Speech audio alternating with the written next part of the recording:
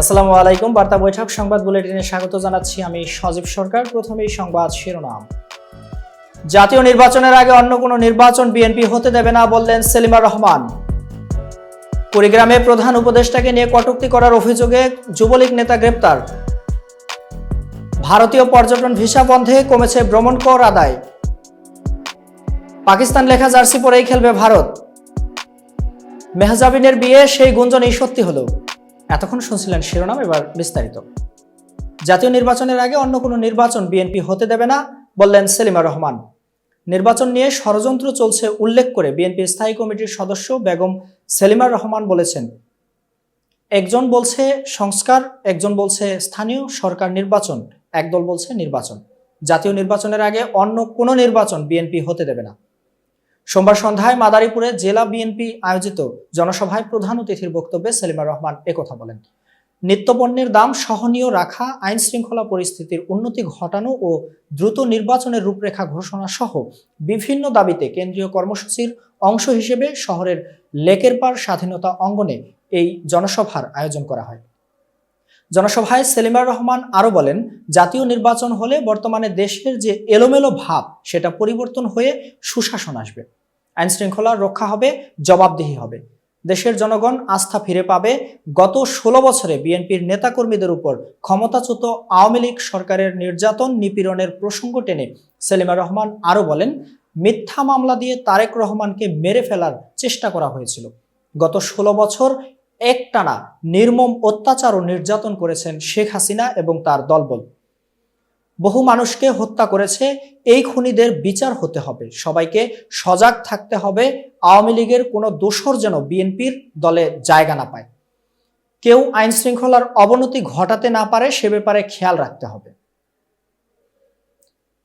কুড়িগ্রামে প্রধান উপদেষ্টাকে নিয়ে কটূক্তি করার অভিযোগে যুবলীগ নেতা গ্রেপ্তার। কুড়িগ্রামের নাগেশ্বরী উপজেলায় প্রধান উপদেষ্টাকে নিয়ে কটূক্তিমূলক ভিডিও টিকটকে ছড়িয়ে দেওয়ার অভিযোগে এক যুবলীগ নেতাকে গ্রেপ্তার করা হয়েছে। গতকাল সোমবার রাত 9টায় উপজেলার গোপালপুর নিজ বাড়ি থেকে তাকে গ্রেপ্তার করে পুলিশ। গ্রেপ্তার যুবকের নাম মোহাম্মদ আলম মিয়া। তিনি উপজেলার সন্তোষপুর ইউনিয়ন 6 নং ওয়ার্ড যুবলীগের সদস্য। আজ মঙ্গলবার সকালে আটক ওই যুবলীগ নেতাকে আদালতে পাঠানো হয়। কুড়িগ্রাম জেলা পুলিশের ভারপ্রাপ্ত মিডিয়া কর্মকর্তা মোহাম্মদ আলমগীর হোসেন বিষয়টি নিশ্চিত করেছেন। পুলিশ সূত্রে জানা যায়, নাগেশ্বরী উপজেলার সন্তোষপুর ইউনিয়ন 6 নং ওয়ার্ড যুবলীগের সদস্য মোহাম্মদ আলম মিয়া 4 দিন আগে তার টিকটক আইডিতে একটি ভিডিও পোস্ট করেন। ভিডিওতে অন্তর্বর্তীকালীন সরকারের প্রধান উপদেষ্টা অধ্যাপক ডক্টর মোহাম্মদ ইউনুস এবং দেশের বর্তমান পরিস্থিতি নিয়ে কটূক্তি করা হয়।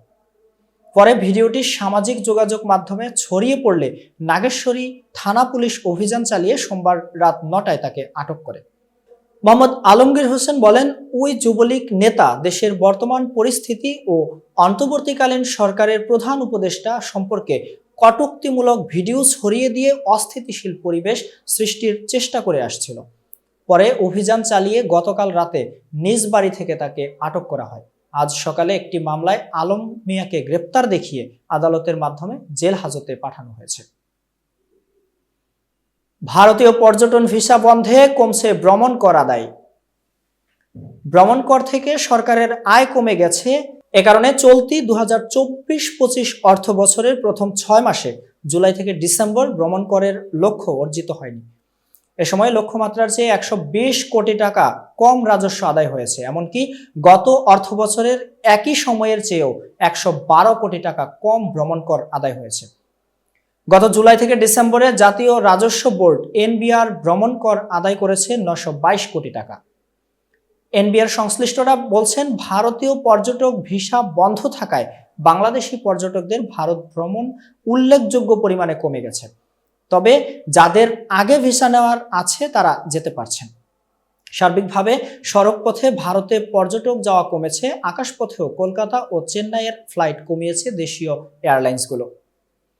এছাড়া সার্বিকভাবে অর্থনীতি কিছুটা চাপে থাকায় এবং উচ্চ মূল্যস্ফীতির কারণে দেশে বিদেশি ভ্রমণ কমে গেছে। এনবিআর সূত্রে জানা গেছে, জুলাই ডিসেম্বর সময়ে ভ্রমণ কর আদায়ের লক্ষ্য ছিল 1042 কোটি টাকা। আদায় হয়েছে 922 কোটি টাকা। গত অর্থ বছরের একই সময়ে 1034 কোটি টাকা আদায় হয়েছিল। এনবিআর এর সংশ্লিষ্ট একজন কর্মকর্তা জানান, ভিসা প্রদানে কঠোর নীতি অবলম্বন করায় ভারতে যাত্রী গমন কমেছে, তাই ভ্রমণ করে তার নেতিবাচক প্রভাব পড়ছে। পাকিস্তান লেখা জার্সি পরেই খেলবে ভারত। গুঞ্জন তাহলে গুঞ্জনই থেকে গেল। ভারতীয় সংবাদ মাধ্যমগুলো জানিয়েছিল নিজেদের চ্যাম্পিয়ন্স ট্রফির জার্সিতে স্বাগতিক পাকিস্তানের নাম লিখতে অস্বীকৃতি জানিয়েছে বিসিসিআই। তবে গতকাল উন্মোচিত ভারতের জার্সিতে দেখা গেছে আয়োজক পাকিস্তানের নাম, মানে রোহিত কোহলিরা পাকিস্তানের নাম সংবলিত জার্সি পরেই চ্যাম্পিয়ন্স ট্রফিতে খেলবেন। আয়োজক পাকিস্তান হলেও ভারত তাদের ম্যাচগুলো খেলবে সংযুক্ত আরব আমিরাতে। এরপরও নিয়ম অনুসারে জার্সিতে মূল আয়োজক পাকিস্তানের নাম রাখার কথা ভারতের। বৈশ্বিক টুর্নামেন্টগুলোয় এমনটাই হয়ে আসছে, সব দলের জার্সিতে টুর্নামেন্টের লোগোর নিচে স্বাগতিক দেশের নাম ও সাল লেখা থাকে। কোনো কারণে টুর্নামেন্ট অন্য কোনো দেশে সরে গেলেও আয়োজক দেশের নামটাই লেখা থাকে। 2021 টি-20 বিশ্বকাপ ভারত থেকে আরব আমিরাতে সরে গেলেও সব দল ভারত 2021 লেখা জার্সি পরেই খেলেছে। এবার ভারত আরব আমিরাতে ম্যাচ খেললেও আয়োজক তো পাকিস্তানি, তাই ভারতের জার্সিতে পাকিস্তানের নাম থাকা না থাকা নিয়ে আলোচনায় ক্ষুব্ধ হয়েছিল পাকিস্তান ক্রিকেট বোর্ড। তবে শেষ পর্যন্ত ভারতের জার্সিতে পাকিস্তান থাকছেই। মেহজাবিনের বিয়ে, সেই গুঞ্জনই সত্যি হলো। লাক্স তারকা খ্যাত অভিনয় শিল্পী ও মডেল মেহজাবিন চৌধুরী প্রেম করছেন। পরিচালক ও প্রযোজক আদনান আল রাজীব তার প্রেমিক। মেহজাবিন ও রাজীবের প্রেম বিনোদন অঙ্গনে অনেকটা ওপেন সিক্রেট হলেও এ বিষয়ে মুখ খোলেননি তারা। বিভিন্ন সময় সংবাদ মাধ্যমগুলোর প্রশ্নের উত্তরে ব্যক্তিগত জীবনের প্রসঙ্গ এড়িয়ে যান। একটা সময় দুজনকে দেশে ও দেশের বাইরে প্রকাশ্যে ঘোরাঘুরি করতে দেখা যায়। ঘোরাঘুরির সময় তোলা স্থির চিত্র হাতবদল হয়ে ফেসবুকেও পোস্ট হয়েছে। কখনো নিজেরা নিজেদের ইনস্টাগ্রামে রোমান্টিক মুহূর্তের স্থির চিত্র পোস্ট করেছেন। ঘুরে বেড়ানোর মুহূর্তের স্থির চিত্র ফেসবুকে প্রকাশের পর দুজনকে নিয়ে গুঞ্জনের ডালপালা বাড়তে থাকে। তখনও তারা নীরব। হঠাৎ করে কয়েক বছর ধরে তাদের নিয়ে গুঞ্জন, মেহজাবিন ও রাজীব বিয়ে করছেন, তারা সংসারও করছেন। এসব যখন চর্চিত হচ্ছিল তখন কৌশলে নিজেদের সম্পর্কের ইঙ্গিত দেন। গতকাল সোমবার মেহজাবিনের স্বীকারোক্তি, তিনি বিয়ে করছেন পাত্র আদনান আল রাজীব, যার সঙ্গে কয়েক বছর ধরে তার প্রেমের গুঞ্জন। অবশেষে মেহজাবিনের স্বীকারোক্তিতে কয়েক বছর ধরে চলতে থাকা সেই গুঞ্জনই সত্যি হয়ে ধরা দিয়েছে। 2009 সালের লাক্স চ্যানেল আই সুপারস্টার প্রতিযোগিতায় চ্যাম্পিয়ন হওয়ার পর মেহজাবিন সবার নজরে আসেন। নাটক, বিজ্ঞাপন চিত্র, ফটোশুটে নিয়মিত কাজ করেন। কাজের মধ্য দিয়ে মেহজাবিন সমসাময়িকদের তুলনায় এগিয়ে যান, পান জনপ্রিয়তা, হয়ে ওঠেন দর্শকের প্রিয় মুখ। 16 বছরের পেশাদার অভিনয় জীবনে এই অভিনয় শিল্পীকে নিয়ে 7 বছরের বেশি সময় ধরে পরিচালক ও প্রযোজক আদনান আল রাজীবের সঙ্গে প্রেমের গুঞ্জন। আদনান আল রাজীব প্রযোজিত ও পরিচালিত নাটক, বিজ্ঞাপন চিত্র এবং সিনেমায় অভিনয় করেছেন তিনি।